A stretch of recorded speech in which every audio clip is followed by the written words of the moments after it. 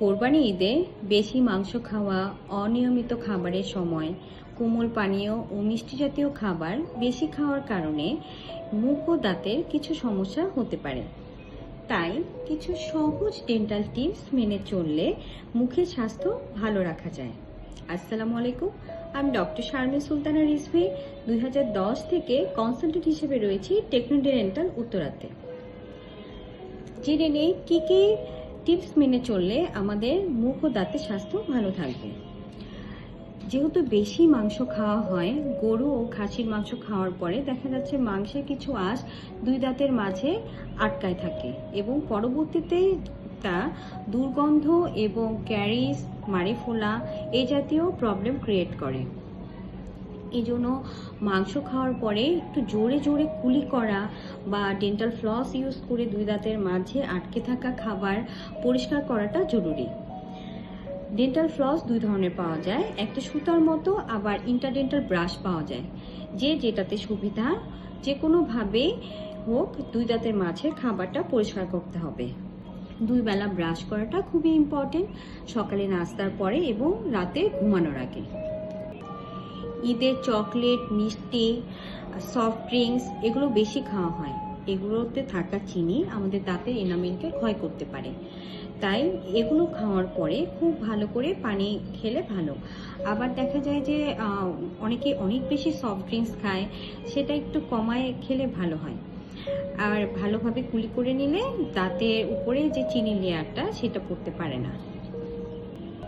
অনেক সময় sugar free কিছু চুইংগাম পাওয়া যায়, এগুলো খেলে মুখের লালাটা বৃদ্ধি পায়।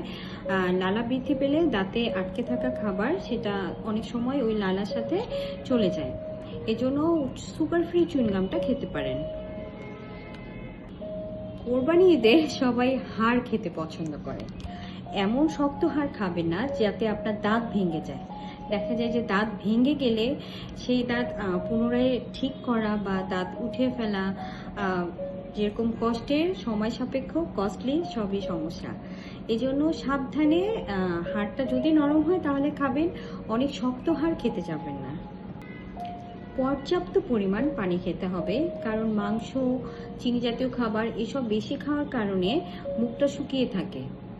তাই বেশি বেশি পানি খেলে মুখের স্বাস্থ্যও ঠিক থাকবে। শুষ্ক অবস্থায় জীবাণু অনেক মুখের মধ্যে ক্যারি সৃষ্টি করতে পারে, এজন্য বেশি বেশি পানি খেলে মুখ ও দাঁত সুস্থ থাকবে। শিশুদের দাঁতের যত্ন নেওয়া জরুরি, কারণ বাচ্চাদের দাঁত এক একটা এক এক সময়ে পড়ে। এজন্য বাচ্চারা যেন ঠিক মতো দুই বেলা দাঁত ব্রাশ করে, ওরাল হাইজিন মেনটেন করে, কুলি করে। দুই দাঁতের মাঝে খাবার আটকে থাকলে তাদেরও যেন দুই দাঁতের মাঝে খাবার কিভাবে পরিষ্কার করা হয় ওটা শিখিয়ে দেওয়াটা বাবা মা হিসেবে দায়িত্ব।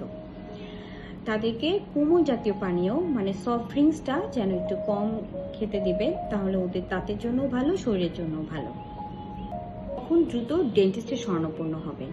যদি দাঁতে প্রচণ্ড ব্যথা হয়, দাঁত থেকে রক্ত পড়ে, মাড়ি ফুলে যায়, এক পাশ পুরো ফুলে থাকে বা ব্যথা হয়ে যায়, এমতো অবস্থায় অবশ্যই ডেন্টিস্টের শরণাপন্ন হবেন। সুস্থ দাঁত ও সুন্দর হাসি নিয়ে আনন্দময় হোক আপনার কোরবানির ঈদ। সবাইকে ঈদ উল আজহার শুভেচ্ছা। ঈদ মুবারক।